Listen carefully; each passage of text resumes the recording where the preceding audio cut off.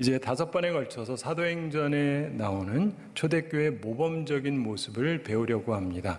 하나님과 동행하던 초대교회의 모습을 통해서 우리도 하나님과 동행하는 교회가 되기를 바라기 때문입니다.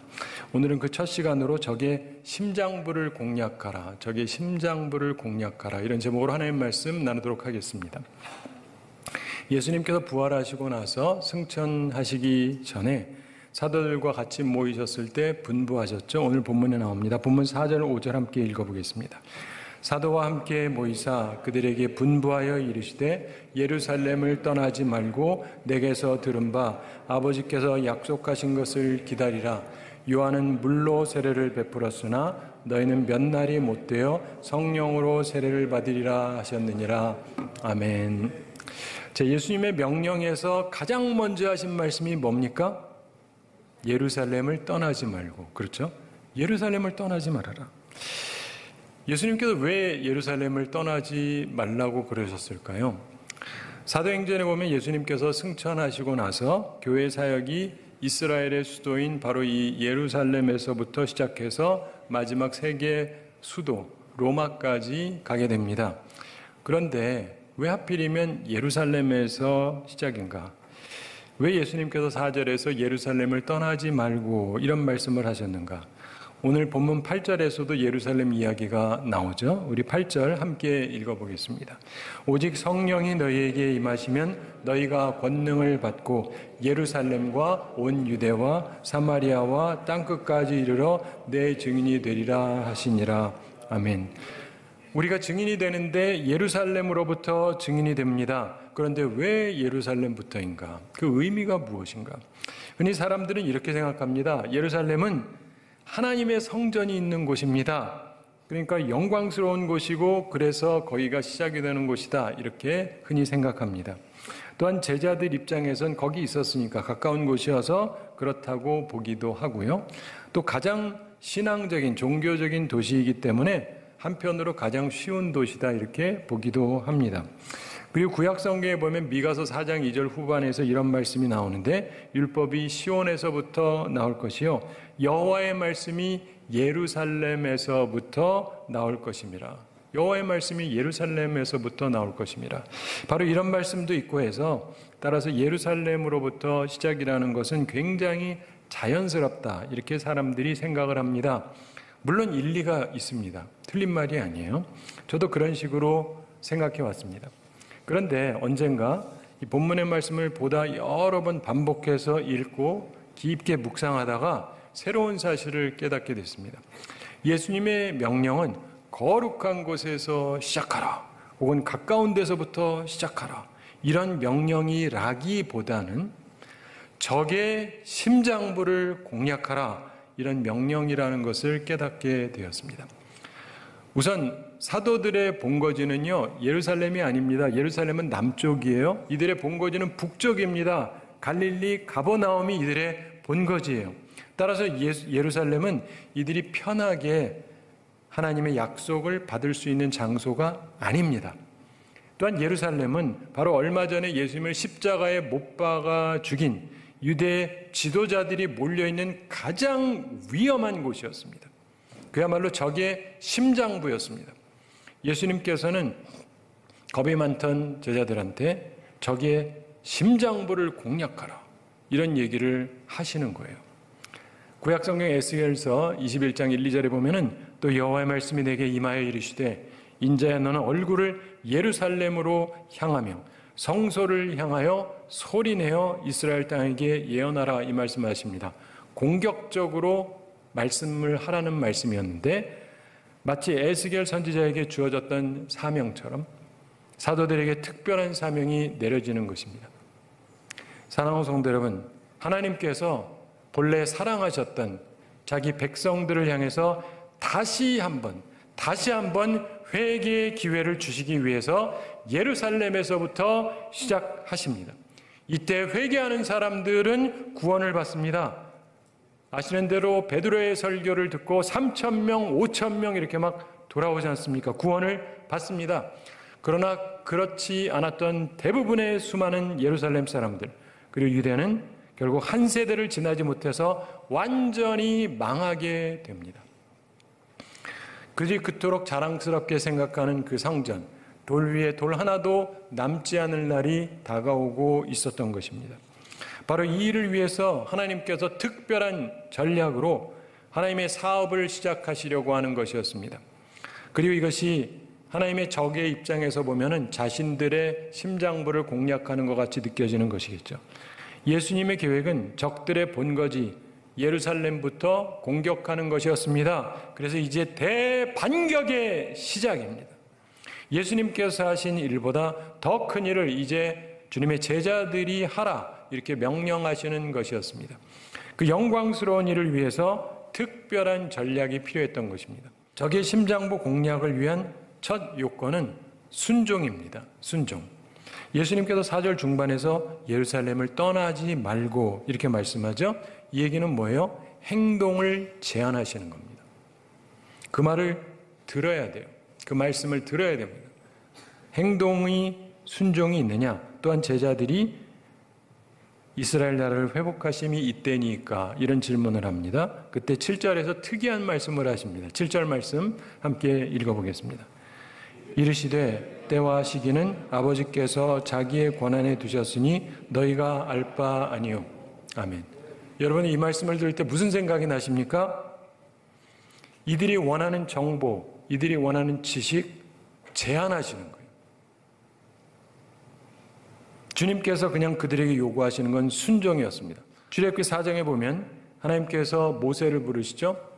그리고 그가 두려워하니까 표적을 보여주시는데 그 중에 하나가 그의 손에 있는 지팡이를 던지게 하십니다. 지팡이를 던지라. 던지니까 어떻게 되죠? 뱀으로 변합니다. 큰 뱀이 되니까 깜짝 놀라가지고 모세가 피합니다. 그런데 하나님께서 다시금 말씀하십니다. 그 뱀을 다시 잡으라고 하는데 뱀을 알면은요, 이거는 말이 안 되는 얘기입니다. 잘못하다 물립니다. 근데 하나님께서 뱀의 꼬리를 잡으래요. 그럼 여러분 어떻게 하실래요? 이제 생각을 해야죠. 근데 그가 꼬리를 잡아요. 이게 중요한 거예요. 아니, 노인네가 치매가 들어서 그런 게 아니라 다 알아요. 인생의 경험도 있고. 근데 하나님이 하라니까 하는 거예요. 그랬더니 어떻게 돼요? 기적이 일어나는 거예요. 멀쩡하게 아무렇지도 않게 다시 지팡이로 변화됩니다. 하나님께서 하나님의 백성들에게 가르쳐 주시는 게 바로 그겁니다. 하나님께서는 순종의 중요성을 가르치세요. 순종해야 기적이 일어난다. 그런데 하나님께서 왜 하필이면 위험한 예루살렘이라고 하셨는가? 여러분, 거기서는요, 기도했다 그러잖아요. 마음 놓고 기도할 때가 아니에요. 사람들 있잖아요. 교회 오면 마음대로 기도할 수 있잖아요. 근데 여기도 불편하다고 꼭 기도원 가야 되는 분들이 있어요. 근데 예루살렘에 있는다는 건요, 기도하기 편한 장소가 아니에요. 굉장히 불편한 장소예요. 그런데 주님이 거기를 떠나지 말고 여기서 기도하라니까 어떻게 해요? 명령에 순종하는 거예요. 잘 아시는 대로 불과 얼마 전만 해도 제자들이 주님의 말씀에 순종을 하지를 못했습니다. 예수님께서 잡히던 날밤도 생각해 보십시오. 그들이 순종하지 못했어요. 그러나 이제는 순종해야 됩니다. 철저하게 순종해야 돼요. 그래야 하나님의 크신 역사를 이룩할 수 있기 때문입니다. 자, 그래서 이들이 어떻게 하느냐? 순종을 합니다. 12제자 중심으로 순종을 해요. 한 120명이 모여서 기도하게 되죠. 이게 초대교회 교우들이었습니다. 그리고 이 소수의 사람들이 절대적인 순종으로 하나님 교회가 새로운 역사를 이렇게 나가게 되었던 것입니다. 그런데 사실은 고린도전서 15장 6절에 보면은 부활하신 주님께서 500여 형제에게 일시에 나타나셨다 이런 말씀이 나옵니다.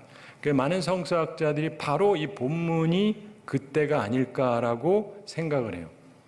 예수님께서 말씀하실 때 한 500명이 들었다는 얘기예요. 근데 몇 명이 그 말을 들은 거예요? 120명. 그 얘기는요, 4분의 1도 안 되는 사람만 들었다는 얘기예요. 순종했다는 것입니다. 파레토 법칙이라는 것도 있는데 동물 세계도 그렇고 또 어떤 면에서 인간 세계도 그런데 100이 있으면 한 80%는 별로 말 안 듣고 20%가 거의 80%의 일을 한다는 거예요. 근데 여기도 한 22%만 들은 거예요. 근데 결국 이들에 의해서 역사가 일어났습니다. 우리가 그런 순종의 사람들이 꼭 되기를 바랍니다. 적의 심장부 공략을 위한 두 번째 요건이 있는데 인내입니다. 이것도 우리가 자주 들어서 알지만 굉장히 중요한 부분입니다. 4절 후반에서 내게 들은 바 약속하신 것을 기다리라 이렇게 말씀했어요. 기다려라. 믿음 가지고 기다려라 이런 말씀입니다. 인내하라 이런 것입니다. 5절 후반에서 몇 날이 못되어 성령으로 세례를 받으리라 이렇게 말씀했습니다. 남의 이야기니까 간단해 보이시죠? 그러나 이 말은 역으로 얘기하면 몇 날은 지나야 된다 이런 뜻입니다. 인내해야 돼요. 본문 9절 함께 읽어보겠습니다. 이 말씀을 마치시고 그들이 보는데 올려져 가시니 구름이 그를 가려 보이지 않게 하더라. 아멘. 무슨 말입니까? 예수님께서 완전히 떠나가셨습니다. 그들은 이제 적진에 남은 거예요. 적의 심장부에 그들만 남겨졌습니다. 그들은 이제 단지 예수님께서 남기신 말씀만 믿고 기다려야 돼요. 하루, 이틀, 사흘, 일주일, 그리고 열흘이 되도록 그들은 기다려야만 했습니다. 왜 기다려야 합니까? 그냥 빨리 좀 주시지. 그러나 인내해야 됩니다. 기다려야 됩니다. 하나님의 때가 있기 때문에. 사도들은 주님의 말씀을 이제는 믿고 기다렸습니다. 우리도 잠잠히 인내하며 기다리는 법을 배워야 합니다. 제자들이 불과 한두 달 전엔 인내하지 못했죠. 예수님께서 잡히시던 날 밤을 생각해 보세요. 오늘 밤 하루, 오늘만 좀 깨어서 기도하라. 그런데 못하잖아요. 근데 이제는 깨어서 기도해야 합니다. 그리고 인내해야 돼요. 주님의 약속을 믿고 인내해야 됩니다. 그때는 주님이 옆에서 기도해 주시는데도 못 깼는데 지금은 주님이 옆에 계시지도 않아요. 그러나 알아서 깨어서 기도해야 됩니다. 그래야 하나님의 크신 역사를 이룩할 수 있기 때문입니다. 근데 이들이 어떻게 합니까? 잘하시는 대로 기다렸어요. 인내했습니다. 그들이요 편안한 마음으로 기도한 게 아니에요. 따로 저기 아무도 없는 기도원에 가서 기도한 게 아니라니까요. 적진에 들어가 있는 거예요. 적의 심장부에 있는 거예요.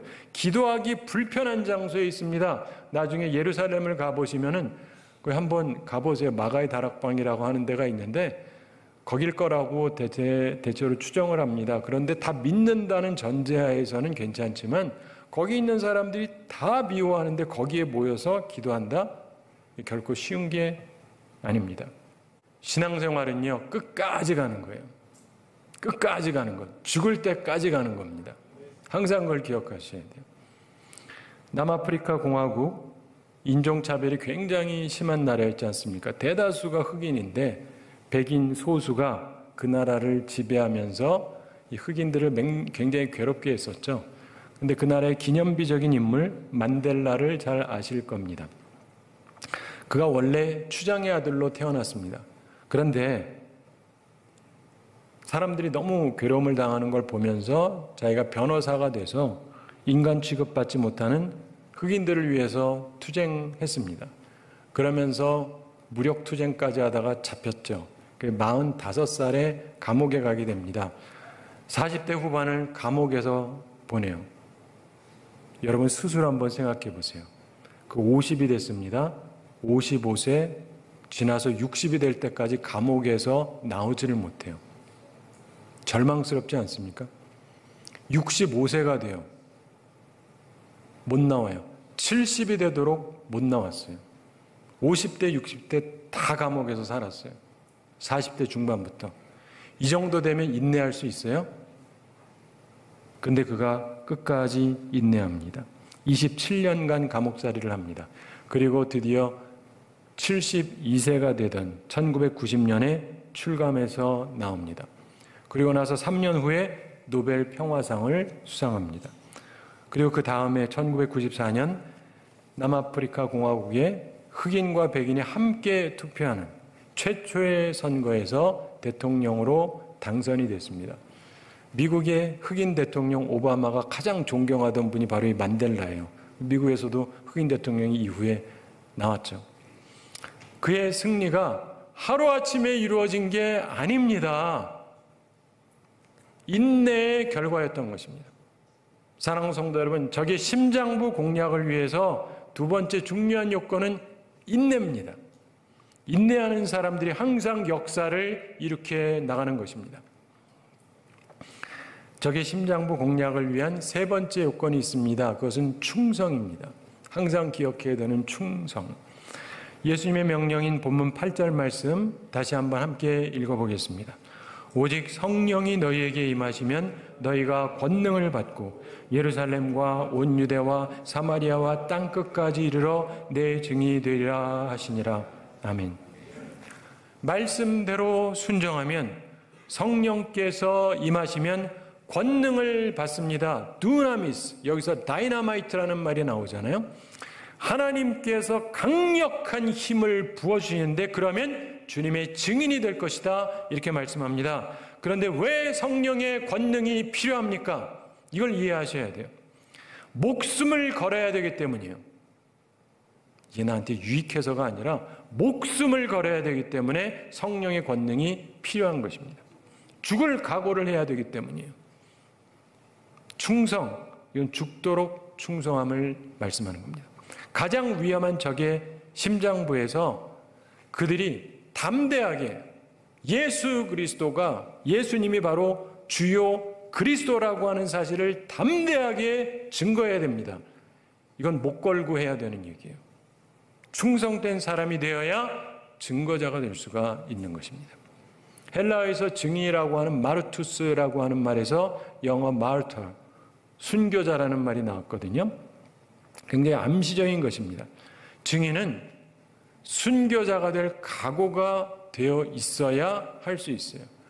그러니까 능력이 필요하죠. 그 무엇도 두려워하지 않는 그 무엇이라도 뚫고 갈 수 있는 강력한 능력, 성령의 권능이 필요한 것입니다. 제자들이 불과 한두 달 전만 해도 충성하지를 못했지 않습니까? 예수님께서 잡히시던 날 밤을 기억해 보십시오. 무서워가지고 이들이 충성되지 못했습니다. 근데 이제 충성해야 합니다. 그러기 위해서는 권능을 받아야 되고 힘을 얻어서 충성되게 목숨을 걸고 주님의 증인이 되어야 하는 것입니다. 그래야 하나님의 크신 역사를 이룩할 수 있기 때문입니다. 자, 그래서 그들이 어떻게 했느냐? 잘 아시는 대로 충성했습니다. 성령의 권능을 받고 예수님의 증인이 되었습니다. 오늘날에 성령의 은사 받는 사람은 많은데 나가서 목 걸고 전하는 사람은 별로 없어요. 성령의 은사는 뭐하러 받습니까? 나가서 증거를 안 할 거면 그거를 하라고 주는 건데. 교회사에서 아주 중요한 니케아 종교회의가 325년에 소집이 되었습니다. 그때 로마 황제로 처음으로 기독교를 공인했던 콘스탄틴 대제에 의해서 소집이 됐는데 예수님의 신성을 부인하는 아리우스파, 이 이단에 대한 대책을 수립하기 위해서 모였던 회의였습니다. 당시 여러 나라, 여러 지방에 있었던 교회 대표들이, 주교들이 왔는데 318명이 모였습니다. 근데 이들 중에 많은 사람들이 신앙 때문에 고문을 받다가 불구가 된 사람들이었습니다. 한쪽 눈을 잃어버린 사람, 한쪽 손이 잘린 사람, 한쪽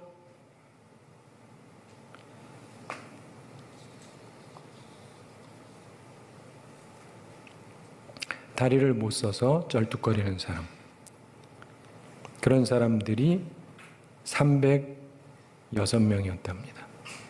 12명만 몸이 멀쩡했대요. 96% 이상의 사람이 신앙 때문에 충성하다가 불구가 되었던 것입니다. 우리가 100명이면 96명이 복음 전하다가 불구자가 됐다, 이 말이에요. 요즘 한국 교회 100명 중에 1명도 그런 일 당하는 사람 없죠. 그런 목권 충성이 과연 있는가? 그런데 바로 그런 충성이 교회를 지켜온 힘이었고 교회를 일으켰던 힘이었습니다. 초대교회는 예수님의 전략을 이루기 위해서 적의 심장부를 공략하기 위해서 절대적으로 말씀에 순종했고 인내했고 충성했습니다. 그렇게 해서 세계 선교의 놀라운 역사를 이룩할 수 있었던 것입니다. 그리고 교회사에서 수많은 교회들이 바로 똑같이 그렇게 했기 때문에 신앙의 역사를 써나갈 수 있었던 것입니다. 우리도 주님의 명령을 이룩하기 되기를 원합니다. 두려워하는 것이 아니라 적의 심장부를 공략하는 주의 용사들이 되어야 할 것입니다. 그러기 위해서 순종과 인내와 충성으로 무장한 주님의 군사들이 되기를 바랍니다. 오늘 말씀을 마치기에 앞서서 한 가지 생각해 볼 일이 있습니다. 현대 교회의 문제점이 무엇인가 하는 점입니다. 오늘날 많은 교회의 문제는 무엇입니까? 여러 가지가 있겠죠. 근데 우리 통합측만 해도 2014년 281만 명에서 2022년 8년 됐을 때 230만으로 자그마치 50만 명이 넘게 감소했습니다. 전쟁이 일어난 게 아니잖아요. 불과 8년 만에 50만 명이 사라졌다. 근데 사실 우리 통합측만의 문제가 아니고 다른 교단도 다 그래요. 한국 교회가 지금 다 그렇습니다. 도대체 뭐가 문제죠?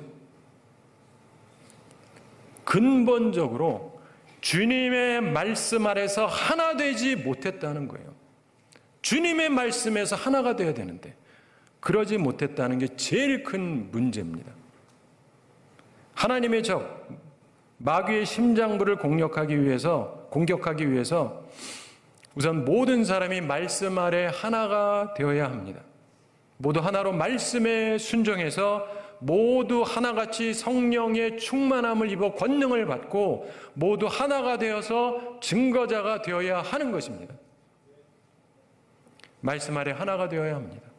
초대교회는 성령을 받았다기보다 말씀 아래서 하나가 되어서 순종했기 때문에 성령의 충만함을 받았고 그래서 놀라운 교회의 역사를 이룩했던 것입니다.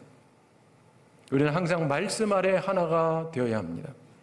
적의 심장부를 공략하기 위해서 주님의 말씀 아래 하나가 되어서 놀라운 역사를 일으켜 나가는 우리 모두가 되기를 바랍니다. 미국의 최고 대학인 하버드 대학교의 경제학 교수였고 인도 대사를 역임했던 켄 갤브레이스라고 하는 분이 있었습니다.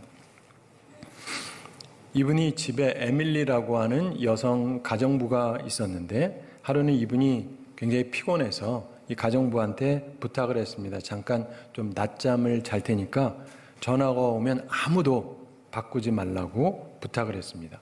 그런데 전화가 왔어요. 근데 당시에 미국 대통령 존슨 대통령이 전화가 왔습니다. 여러분 대통령 전화 받으면 어떻게 해야 되죠? 곤란해. 근데 이 대통령이 갤브레이스 씨를 바꿔달라 그럽니다. 그랬더니 가정부가 이렇게 말했다 그래요. 대통령 각하 죄송합니다. I'm sorry. 그런데 지금 갤브레이스 씨가 주무시고 계시는데 전화가 와도 아무도 바꿔주지 말라고 했기 때문에 바꿔드릴 수 없습니다. 그러더래요. 그랬더니 미국 대통령 전화인데도 안 바꿔주니까 이 존슨 대통령이 다시 말했습니다. 그 사람 좀 깨워요. 내가 지금 그 사람하고 할 얘기가 있습니다. 그랬더니 가정부가 다시 말했습니다. 대통령 각하 그렇게는 못합니다. I cannot do that. 그렇게 못합니다. 저는 그분에게 고용된 사람이지 대통령을 위해서 일하는 사람이 아닙니다. 끝내 안 바꿔줬대요. 나중에 이 갤브레이스 씨가 낮잠을 자고 나서 이 가정부가 설명해 주니까 이분이 즉시 존슨 대통령에게 전화를 했습니다. 그랬더니 존슨 대통령이 갤브레이스 씨에게 했던 첫 말이 뭐냐? 당신 집에 있는 그 가정부한테 좀 말해서 백악관에 들어와서 나를 위해서 일해달라고 좀 부탁 좀 해주시오. 상관의 말에 충성된 한 여인에 대한 미국 대통령의 평가였습니다. 사랑하는 성도 여러분, 초대교회는 예수님의 말씀 아래 하나 되어서 순종하고 인내하고 충성했습니다. 그런 소수의 사람들에 의해서 적의 심장부를 공략하면서 세계 선교까지 이룩했던 것입니다.